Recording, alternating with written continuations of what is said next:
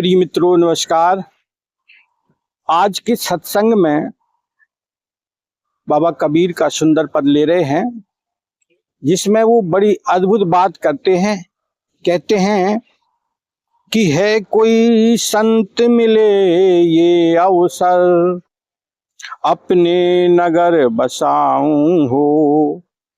छिन एक में मैं दो अमर पद, संशय सकल मिटाऊं हो।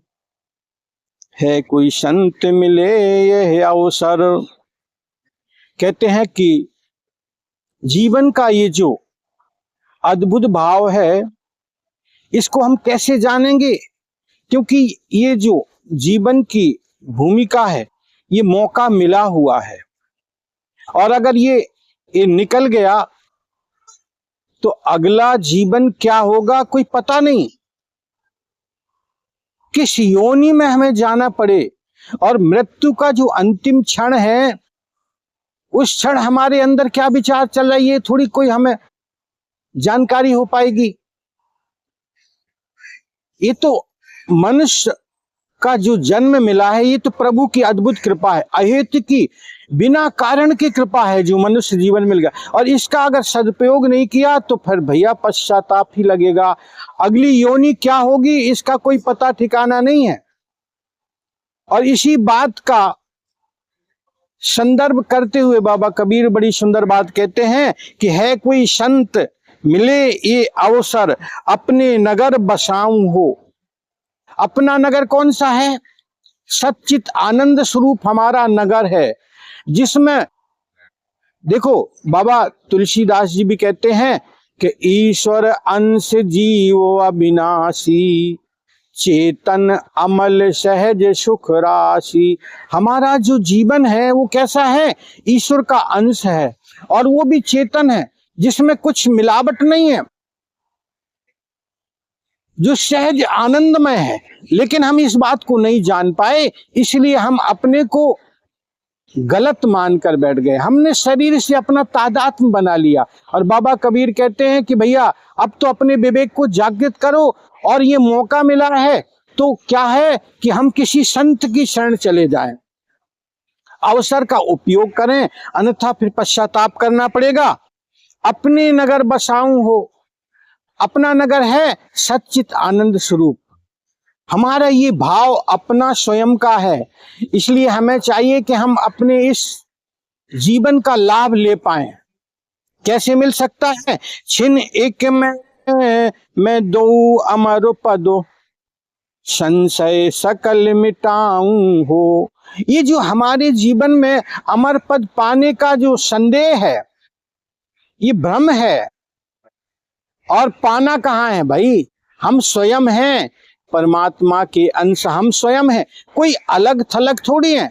ये तो अज्ञान के वशीभूत हमने अपने को शरीर मान लिया, ये भ्रम के कारण है। इतना हमारा जो भाव शरीर के साथ जुड़ गया, उस भ्रम को तोड़ना है, संदेह को निकालना है। और संदेह कैसे निकलता है? संशय विहंग उड़ावनहारी। राम, हरि, कृष्ण, शिव, गोविंद, जिस किसी नाम के द्वारा हम अगर उसके प्रेम में डूबेंगे तो धीरे धीरे ये भ्रम रूपी संदेह उड़ जाता है, निकल जाता है। तो कैसे करना है हमें अपने जीवन में? नाम जप करो, भक्ति परमात्मा के साथ अपने को जोड़ो, उसके प्रेम में डूबो, धीरे धीरे ये संदेह निकल जाएगा। और बाबा कबीर वही तो बात कहते हैं कि आप तो चिदानंद स्वरूप हो भैया, आपको अपने इस भाव को निकालना है, मिटाना है। और कैसे मिटेगा? जब आप प्रभु के नाम के साथ जुड़ेंगे। छिन एक में दो अमर पद, संशय सकल मिटाऊं हो। ये सारे संदेश भ्रम निकल जाएंगे, मिट जाते हैं। और बाबा आगे क्या कहते हैं? अमृत का फल भोजन देऊं। अगर कोई संत के साथ जुड़ता है तो अमृत का फल मिलता है। और वैसे भी ये जीवन ही तो अमृत है, फल मिला हुआ है। और ये भ्रम तोड़ देते हैं संत। हंस की चाल चलाऊं हो। और हमारे जीवन में हम हंस स्वरूप हैं। हंस का मतलब होता है निर्मल, विशुद्ध, चैतन्य। तो हम वही स्वरूप हैं, लेकिन क्या हुआ, भ्रमवश हम अपने को अलग मानकर जीने लगे। हंस का एक कितना दिव्य भाव है कि जल में अगर दूध है, दूध में जल है, और वो उस जल में जो दूध है उसको ग्रहण कर लेता है, दूध को, और जल छोड़ देता है। कितना विवेक है, कैसी समझ है। ऐसे ही हमारे जीवन में हमारी प्रज्ञा होनी चाहिए कि हम इस अज्ञान अंधकार से निवृत्त होकर के उस प्रेम स्वरूप परमात्मा के साथ अपने को जोड़ लें, उसके प्रेम भाव में डूब जाएं। तो हो सकता है अगर कोई संत मिले, और संत का मिलना हरि कृपा है। प्रभु का जब हम चिंतन करेंगे तो संत की कृपा बरसेगी। कोई संत, कोई सदगुरु, कोई महापुरुष हमारे जीवन में भगवत कृपा से मिल जाएगा। तो मिलेगा संत तो क्या होगा, अमृत का फल भोजन देऊं, हंस की चाल चलाऊं हो, सुस्थिर हो डिगे नहीं कब हूं, साचा ज्ञान दृढ़ाऊं हो। ये लाभ मिलेगा। क्या लाभ मिलेगा संत के मिलने से? एक तो अमृत का फल मिलेगा, सुंदर भोजन मिलेगा। कौन सा भोजन है? अमृत का। और ज्ञान भी सुदृढ़ हो जाएगा, परम ज्ञान उपलब्ध हो जाएगा जीवन में। सुस्थिर हो डिगे नहीं कब हूं, साचा ज्ञान दृढ़ाऊं हो। और हंस जैसा विवेक जागृत हो जाएगा, ज्ञान भी परम ज्ञान मिल जाएगा। इतने लाभ मिलेंगे जीवन में। कहें कबीर सुनो भई साधु, सुख सागर पहुंचाऊं हो। और बाबा कबीर कहते हैं कि मैं उस सुख का जो सागर जहां पर है विद्यमान, उस जगह भेज दूंगा मैं।